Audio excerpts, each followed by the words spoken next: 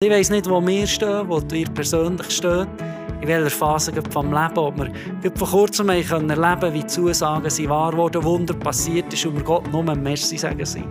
Oder ob wir vielleicht auch in dieser Phase sind, wo wir am Warten sind. Wo wir irgendwo vielleicht auch die Hoffnung fast ein bisschen verlieren und anzweifeln, dass Gott uns überhaupt gehört hat und dass das, was in unser Herz hineinkam, überhaupt wahr war. Und ich möchte uns ermutigen, nicht aufzugeben. Manchmal geht es länger als wir selber vielleicht erwartet haben. Jetzt wollen wir aber auch noch recht herzlich alle die begrüßen, die immer wieder in die Predigt auf Podcast, auf YouTube nachschauen. Geben wir ihnen einen lauten Applaus hier aus dem Kalkofen raus. So schön habt ihr eingeschaltet.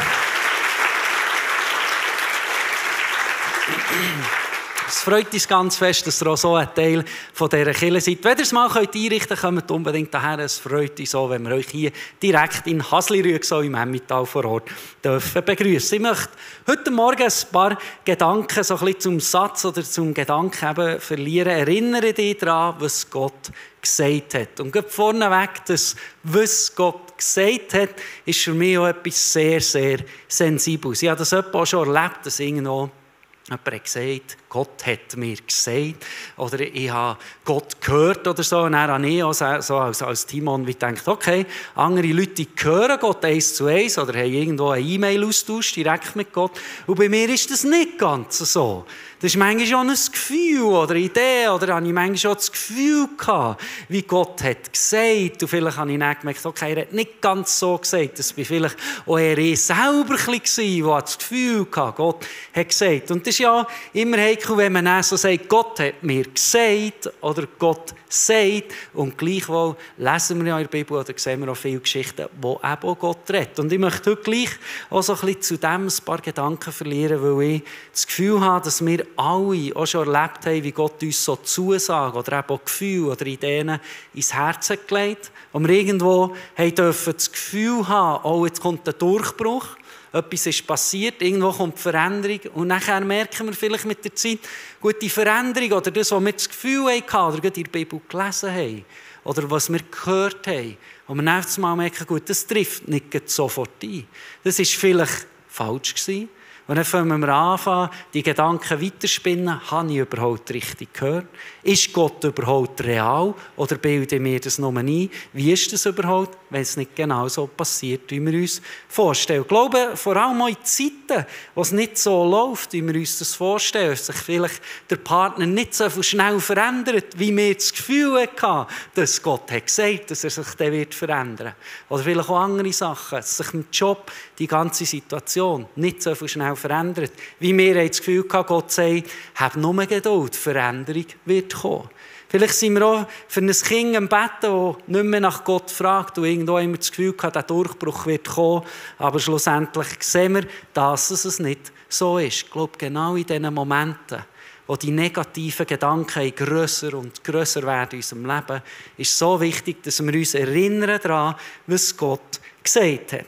Der Paulus ermutigt uns auch in der Bibel, 2. Korinther 1,20, wo steht, was immer Gott an Zusagen gemacht hat, in seiner Person finden sie alle ihre Erfüllung. Er ist das Ja und deshalb sprechen wir auch unter Berufung auf ihn zur Ehre Gottes das Amen. Also wir lesen hier auch durch die Erfüllung auch vom Weg von Jesus, von Gottes Sohn, ist er wie das Ja. Wir dürfen uns darauf verlassen, dass die Zusagen, die er gemacht hat, auch dürfen wahr werden. Und für mich ist das manchmal so ein bisschen so wie eine Sanduhr, wo ich irgendwo denke, gut, das ist ein schönes Schmuckstück und wenn ich es drehe, dann sehe ich, gut, dass so klein etwas geht, aber es geht mir vielleicht auch viel zu langsam, das Ganze vorwärts. Es sind aber wie Zusagen, die wie Körnchen für Körnchen vielleicht irgendwo in unser Leben kommen. Aber wenn ich schüttle und das Ganze vorwärts bewege, dass es schneller geht es nicht schneller, sondern es braucht einfach seine Zeit. Und gleich, ich glaube, da sind wir damit einig, wir wissen, irgendwann wird der Sang von da oben nach da unten gehen. Wir wissen, dass das wird passieren und ich möchte uns ermutigen, dass wir genauso im Unterwegs sind. Im Moment, wo es herausfordernd ist, wie darauf dürfen wir uns verlassen, das, was Gott gesagt hat, dass es zur richtigen Zeit wird eintreffen und auch so wird kommen. Vielleicht kennt ihr so, oder auch schon erlebt im eigenen Leben, wenn ihr vielleicht auch als Familie unterwegs seid oder auch die Aufgabe habt, dürfen Kindern zu helfen, den Schritt ins Leben hineinzufinden, dass ihr auf das Mal Sachen sagt oder irgendwo Sachen wie definiert daheim oder selber als junge Person im besten Alter mit 20 euch wie geschworen habt, das werde ich nie so machen, weil meine Eltern haben das so gesagt und ich habe das nicht gern gehabt und ich werde nie das so machen. Und gut, wenn wir uns so fixieren auf das, selber auch schon erlebt, und dann sagt man so Sachen und dann denkt man, oh, da bin ich. Dort, wo ich doch gesagt habe, ich werde niemals das so durchziehen. Und da kommen so Erinnerungen vor, Erinnerungen vielleicht auch Sachen, die man sich selber gesagt hat. Ich kann mich auch gut so an eine Begebenheit erinnern, ganz gut, die ich auf der Bank gearbeitet habe. Ich war dann so ein bisschen im Kundenbereich tätig. Und dann war es so, dass ich dort die Lehre machen durfte. Und dann war ich auch verantwortlich für so regional all das, was ein bisschen an diesem Schalter ist gelaufen. Ich habe mir das immer so genau eingerichtet, dass wenn der Schalter zu ist, um 5 Uhr am Abend, dass ich innerhalb der Rekordzeit das Gebäude verlassen kann. Und ich habe mich auch den ganzen Nachmittag auf das oftmals vorbereitet und so probiert zu perfektionieren, indem man sich den Schlüssel schon dort hergelegt, wo man nachher abschliessen muss und die Schuhe schon zu Wegen sind, dann nur reinkommen und wieder gehen. Weil für mich es so wichtig war, ich bleibe bis um 5 Uhr. Aber um 5 Uhr oder um 1 ab 5 Uhr, 2 ab 5 Uhr, aller spätestens, da habe ich frei. Da ist fertig mit Arbeiten. Und ich kann mich ganz gut erinnern, in einer Konversation mit meinem Peppu, wo ich ganz klar gesagt habe, das ist so etwas definiert für mein Leben. Ich werde nie einen Job annehmen, wo ich 1 Minute länger als 5 Uhr arbeiten muss. Weil das ist mir wichtig. Ich brauche meine Freizeit. Und wenn man das nicht einhalten kann, ist man auch ein bisschen selber die Schuld. Dann tut man sich zu wenig gut vorbereitet. Ja, man macht nicht Sitzungen um 4:30 ab, weil es könnte 1 ab 5 werden.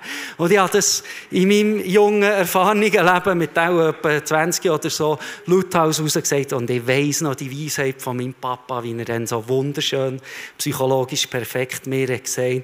Du darfst die Einstellung sehr gerne behalten in deinem Leben. Ich weiss einfach nicht ganz, oder ich bin nicht ganz sicher, wie weit es du im Arbeitsleben bringen mit dieser Einstellung. Und ich weiss noch, ich hatte eine Sonnenbrille an und habe grosse Augen gemacht, aber die Sonnenbrille dann nicht aufgetan, weil die habe ich schön dunkel behalten, weil das gesessen. Und ich habe gedacht, okay, für dich mag das stimmen, ich werde aber immer um 5 Uhr Feierabend machen. Ich bin eine neue Generation, da tut man nicht mal ein bisschen länger arbeiten. Wir haben das nicht nötig, so bin ich durchs Leben gegangen. Und jetzt ist es so, jedes Mal, wenn ich leidenschaftlich dran bin, etwas, vielleicht auch der Kirche, wo ich so dankbar bin für alles, was wir bewegen dürfen, unser ganzes Kalkofenkonstrukt da.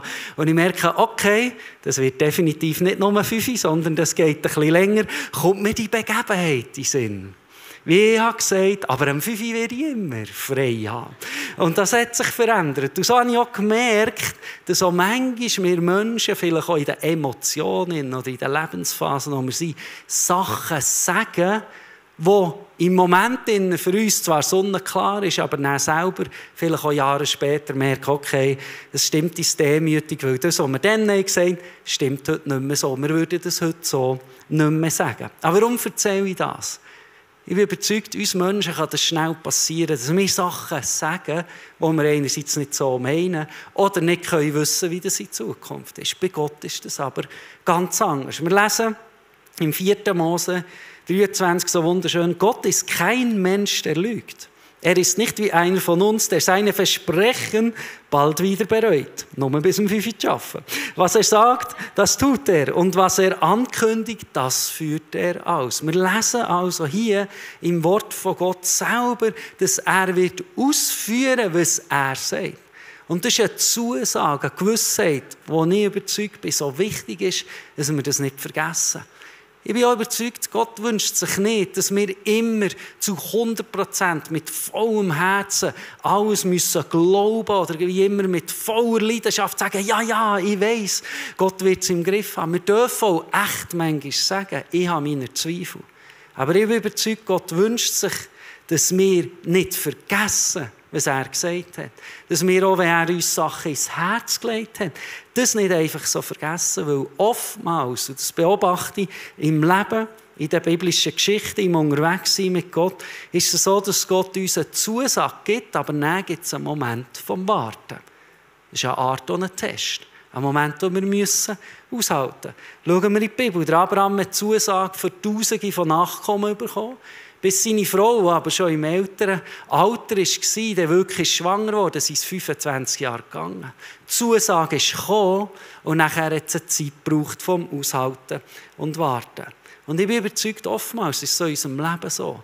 Wenn wir Sachen spüren, in der Bibel lesen, ermutigend sind, dass das eintreffen in unserem Leben, ist es so wichtig, dass wir nicht, wenn die Zeit vom Warten, vom Aushalten kommt, das einfach vergessen. Einfach auf die Seite tun, sagen, okay, ja, falsch gehört, sondern dass wir noch dann immer noch daran festhalten, in die Bibel schauen und uns erinnern, dass Gott, was er zusagt, auch wird halten. Spannend ist auch, wo Jesus unterwegs ist in seiner Wirkungszeit, eines von seinen, glaube ich, auch grössten Wunder macht auf dieser Erde, wo er dran war, wo er den Lazarus von den Toten auferweckt ist. Spannend, was er der zur Schwester der Martha vom Verstorbenen vorher sagt. Wir lesen Johannes 11,40. Aber Jesus sagte zu ihr, habe ich dir nicht gesagt, wenn du glaubst, wirst du die Herrlichkeit Gottes sehen. Jesus sagt hier, ich habe dir doch gesagt, wenn du glaubst, wirst du die Herrlichkeit von Gottes sehen. Und ich habe mir manchmal selber überlegt, da bin ich unter Druck, im Stress. Es ist vielleicht auch so wie ein Gedanke, wie Jesus wie sagt, habe ich dir nicht gesagt, komm zu mir und ich werde dir Ruhe geben. Komm zu mir und lass Sachen los, das habe ich doch dir auch gesagt. Und dann braucht es auch Mut, auf die Gedanken einzugehen, auf das zu schauen, was eben Gott sagt. Vielleicht sind wir am Kämpfen mit einer Krankheit, mit der Herausforderung, in Abklärung und Sachen. Und Gott möchte uns auch da ermutigen. Er hat uns gesagt, wir werden zur richtigen Zeit auch Gesundheit erfahren. Durch seine Wunden sind wir eigentlich auch geheilt. Vielleicht haben wir ein Kind, der von Gott entfernt ist, nicht mehr nach Gott fragt, ob wir beten und machen und tun. Und Jesus möchte uns daran erinnern, habe ich dir nicht gesagt, dass du und dein Haus wird gerettet werden. Und das sind so Zusagen. Ich glaube auch, wenn die negativen Gedanken kommen, unser Herz einnehmen. Was so wichtig ist, dass wir nicht vergessen, was Gott gesagt hat, dass wir nicht vergessen, auch was er für ein Leben für uns parat hat. Und ich bin überzeugt, wenn wir dort auch ein bisschen Easiness anfangen zu entwickeln, Lockerheit, wenn das wird passieren. Weil ich weiss nicht, wie es euch geht. Ich habe immer das Gefühl, ich wüsste den perfekten Zeitpunkt, wo Gott das Wunder tun könnte. Der perfekte Zeitpunkt, wo die Veränderung kommt, der perfekte Zeitpunkt, wo jetzt mein Gebet erhört werden könnte.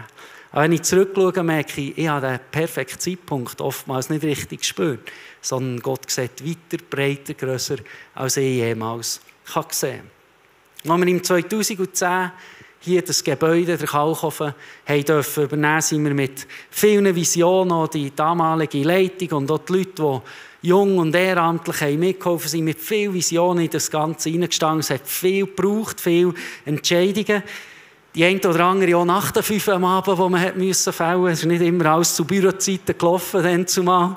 Auch heute läuft das noch nicht so. Aber es hat viel gebraucht. Auch das Geschenk, das Gott uns gegeben hat, auch zu ehren, aber auch zu entscheiden, wie geht es vorwärts. Wir haben gewusst, dass es so unsere Aufgabe ist und dass es so wie der Plan ist, den Gott hatte, dass wir auch hier wieder ein Restaurant werden eröffnen, dass wir nicht das Gebäude einfach am Sonntag brauchen und sonst wird es leer sein, sondern auch probieren, ein Segen für die Region zu sein.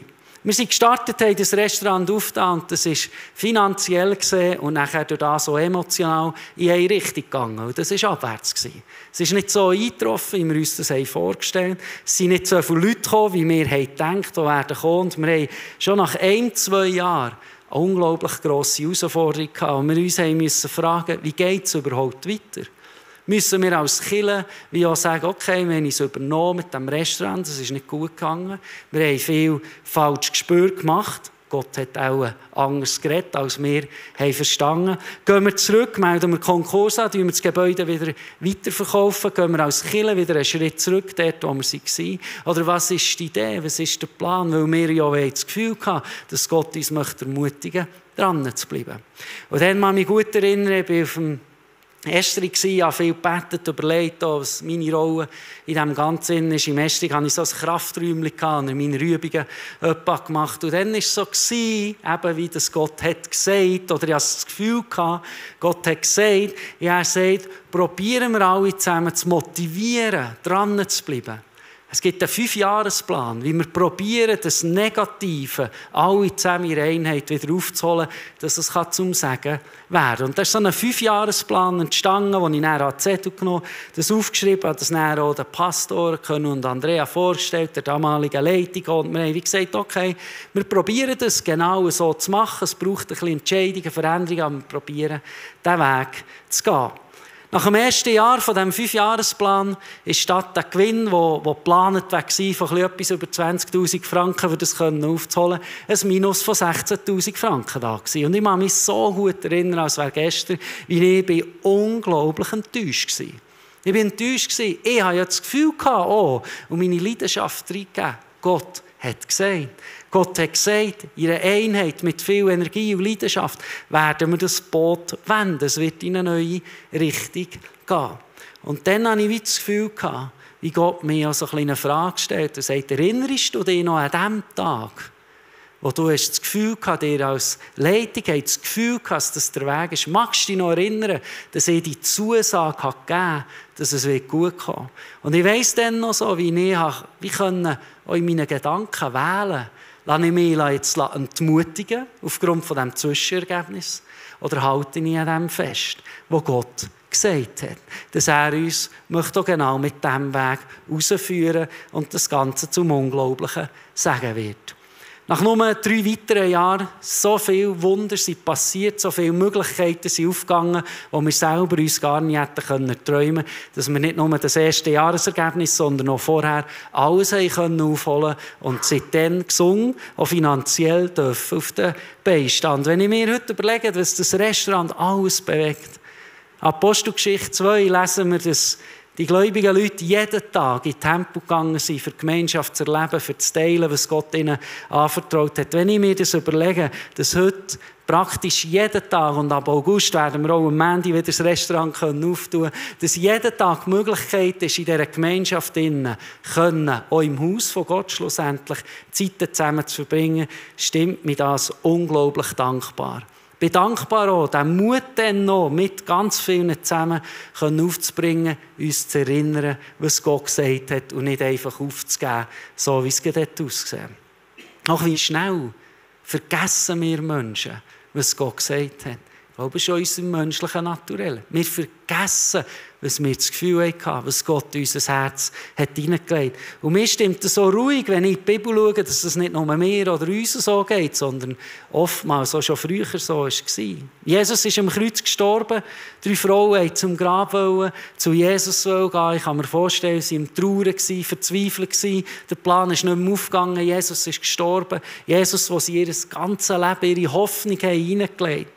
Und wir lesen, wie sie traurig waren in dieser Verzweiflung, das Grab haben gesucht und dort haben gesehen, etwas ist nicht mehr normal. Jesus ist nicht mehr in diesem Grab. Und dann ist es spannend, wie 2 Engel ihnen begegnen und Folgendes, wir dann lesen, wie der Dialog da stattfindet. Die Engel sagen, er ist nicht mehr hier, also Jesus, er ist auferstanden. Denkt doch daran, was er euch damals in Galiläa gesagt hat. Der Menschensohn muss den gottlosen Menschen ausgeliefert werden. Sie werden ihn kreuzigen, aber am 3. Tag wird er von den Toten auferstehen.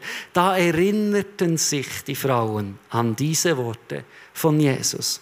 Wie spannend ist, dass eigentlich Jesus das nur ein paar Tage vorher den Leuten hat gesagt, dass er wieder auferstehen wird. Aber durch die Verzweiflung, durch die Umstände, haben sie komplett vergessen, was Jesus gesagt hat.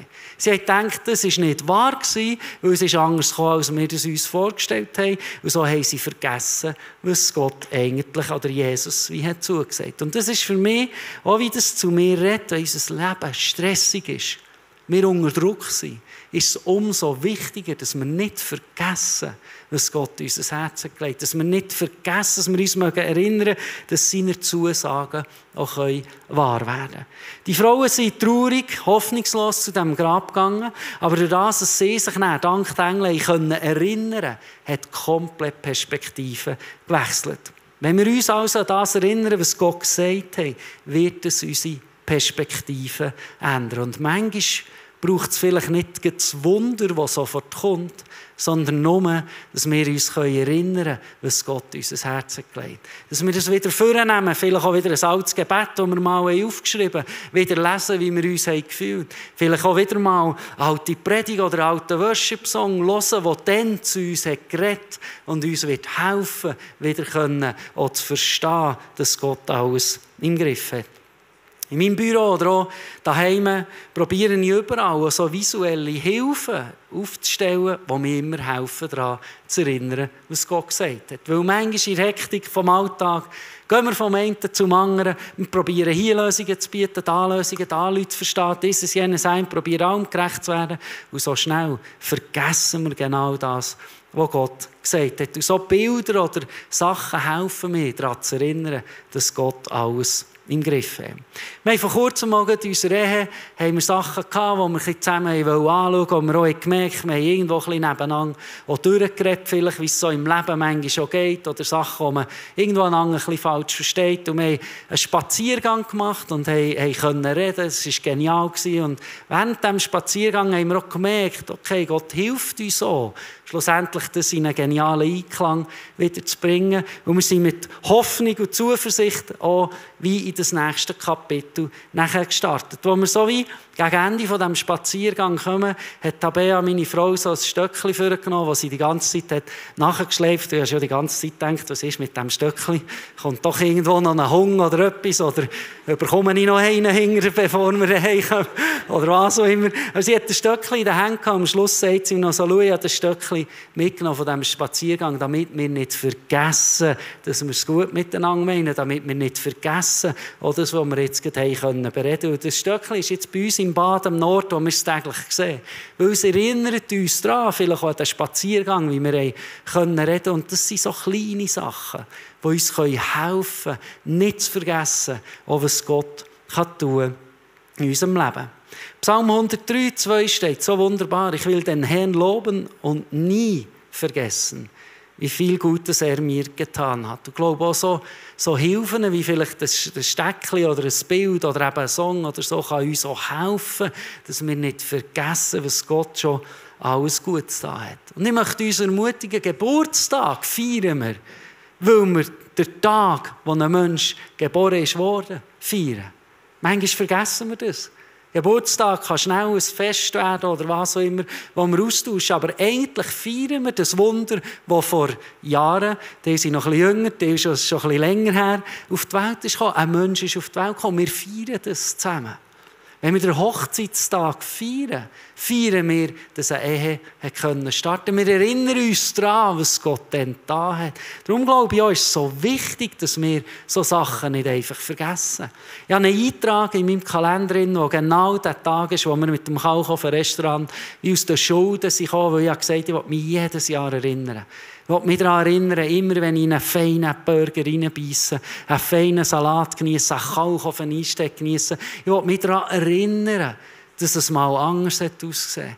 Dass es mal anders hat ausgesehen, als es heute ist. Ich will mich erinnern, was das für ein Geschenk ist, das Gott uns in dieser Zeit hat gemacht und jetzt noch tagtäglich oder auch Sonntag für Sonntag macht.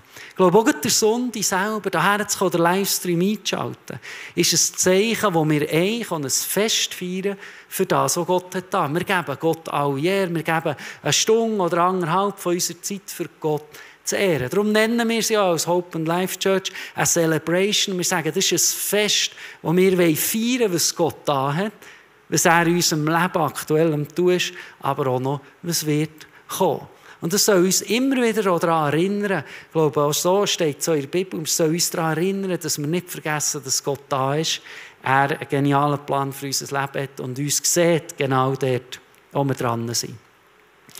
Ich möchte bereits schließen mit einer Geschichte, die wir lesen vom Hiob. Hiob war ein Mann, den wir lesen im Alten Testament, der alles hatte, glaube ich, an Wichtigkeit auf der Erde so ausgedrückt werden. Der Hiob hat Familie gehabt, er hat Besitz gehabt, er hat Gesundheit erleben. Er hat eigentlich alles gehabt, was wir als gut betiteln würden. Doch dann ist eine radikale Änderung in seinem Leben. Wir lesen, dass ihm eigentlich alles ist genommen wurde, was er geliebt hat, nur sein eigenes Leben nicht. Der Hiob hat gar nichts mehr gehabt, nicht mal mehr die eigene Gesundheit. Seine Liebsten waren nicht mehr da gewesen. Sein Besitz hat er verloren. Das Einzige, was er noch hatte, waren 2 Freunde, die zu ihm kamen. Wir lesen das im Buch Hiob wunderbar und haben auch im Dialog probiert, zu ermutigen. Und spannend ist der Kapitel 8, wo einer von denen sagt, er wird dich, also der Hiob, wieder lachen lassen und dir Grund zum Jubel geben. Eine Zusage, Gott wird dich, Hiob, wieder lachen. Er wird dir wieder einen Grund zum Jubel geben, wenn es im Moment überhaupt nicht so aussieht. Spannend ist, wir lesen das im Kapitel 8. Und dann geht es weiter und alles und der Dialog läuft und die Zeit vergeht. Und wir wissen nicht genau wie viel, aber auf jeden Fall braucht es viel Geduld, auch vom Hiob, viel Vertrauen. Und ich bin überzeugt, ihm hat vielleicht auch genau die Zusage geholfen, dass Gott ihn wieder wird lachen. Weil Veränderung kommt erst im Kapitel 42. Erst dann fängt sich das Blatt wieder an zu wenden. Und ich weiss nicht, wo wir stehen, wo ihr persönlich steht. In welcher Phase des Lebens, ob wir vor kurzem erleben können, wie die Zusagen sind wahr wurden, Wunder passiert ist und wir Gott nur ein Merci sagen sind. Oder ob wir vielleicht auch in dieser Phase sind, wo wir am Warten sind. Wo wir irgendwo vielleicht auch die Hoffnung fast ein bisschen verlieren oder anzweifeln, dass Gott uns überhaupt gehört hat und dass das, was in unser Herz hineinkam, überhaupt wahr war. Und ich möchte uns ermutigen, nicht aufzugeben. Manchmal geht es länger als wir selber vielleicht erwartet haben. Ich bin selber auch in einem auch spannenden Prozess, wo ich vor Jahren so auf einem Morgenspaziergang im Gebet ist ja immer eben, dass Gott hat gesagt oder nicht. So wie ich das Gefühl angefangen, als ich mit Gott mit etwas wie in den Ohren bin gelegen und habe das Gefühl gehabt, wie Gott sagt, schau, ich verspreche dir in der Bibel, du darfst sagen, was du dir wünschst, also wie soll es denn aussehen? Und ich habe so in meinen Gedanken gesagt, ja, eigentlich, wenn ich schon herauslesen darf, dann würde ich gerne diese Variante und so wäre angenehm, super, so hätte ich das gerne in meinem Leben. Und es war spannend, wie dann etwas in mein Herz kam. Gott hat wie gesagt, tu dir das zusagen, aber es wird länger dauern, als wenn du andere Varianten hättest gewählt. Und ich hatte Freude, hoffnungsvoll. Ich hatte einen schönen Dialog, ich hatte das Gefühl, Gott hat mich gehört, ich habe es gespürt. Und jetzt bin ich dem länger warten. Und am Warten. Und oftmals denke ich, okay, es war noch früh am Morgen, das war gar keine Zusage. Du hast zu wenig Bibel gelesen vorher, du bist selber mit dir beschäftigt. Vielleicht ist der Traum noch ein bisschen egoistisch angehaucht oder das stimmt doch alles gar nicht. Und das ist ein menschliches Gefühl. Menschliches Gefühl, das uns sagen, Zusagen von Gott sind gar nicht da gewesen. Auch oftmals, wenn wir am Warten und Vertrauen sind. Schlussendlich glaube ich, Römer 8, 28. Eines aber wissen wir, alles trägt zum Besten der bei, die Gott lieben. Sie sind ja in Übereinstimmung mit seinem Plan berufen. Ich glaube wirklich, Gott sieht uns. Er sieht die Zusagen, die Wünsche, die Träume, vielleicht auch die Sachen, wo wir wirklich in Not sind, wo wir täglich kämpfen, Herausforderungen haben. Er sieht das und er weiss auch, wo wir dran sind, was unser Wunsch ist. Und ich möchte uns ermutigen, nicht aufzugehen unterdessen. Genau wie ich bei dieser Sanduhr gesagt habe, wir haben gewusst, sie läuft runter. Aber wir haben es vielleicht nicht immer gleich beobachten. Wir haben manchmal das Gefühl gehabt, es geht schneller, manchmal weniger. Wir haben gewusst, es wird passieren. Und genau so möchte ich uns ermutigen. Ich bin überzeugt, Gottes Zusagen werden wahr werden. Ich bin aber auch überzeugt, dass vielleicht Sachen in unserem Leben hier auf der Erde gar nicht so eintreffen, wie wir uns das vorstellen, wie wir es uns auch wünschen. Aber ich bin überzeugt, alles findet schlussendlich auch seine Erfüllung, wenn wir im Himmel die Ewigkeit bei unserem Vater dürfen verbringen. Weil das lesen wir in der Bibel, das ist eine Zusage, an der halte ich mich tagtäglich fest, dass so, wenn wir einmal von dieser Erde gehen, irgendwann werden in der Ewigkeit bei unserem Vater im Himmel sein, dass dann, wenn der Schmerz, Traurigkeit, noch Hoffnungslosigkeit wird rum sein. Dann werden wir jeden Tag alles haben, was wir uns wünschen, in 100%iger Glücklichkeit innen leben können. Was ich aber auch weiss, ist, wenn im Himmel niemand mehr ist, der Hoffnung braucht, Zuversicht braucht, Ermutigung braucht, dann ist das, was wir vielleicht auch in dieser Zeit hier auf der Erde machen können, dass wir trotz unseren Wünschen, unseren Anliegen, unseren Herausforderungen auch anfangen zu sagen, für unser Umfeld zu sein. Dass wir dort, wo eben Hoffnungslosigkeit ist, vielleicht auch Traurigkeit hast, Ratlosigkeit hast, dürfen sagen sie, indem wir auch probieren, ermutigend zu sein für die Menschen in unserem Umfeld.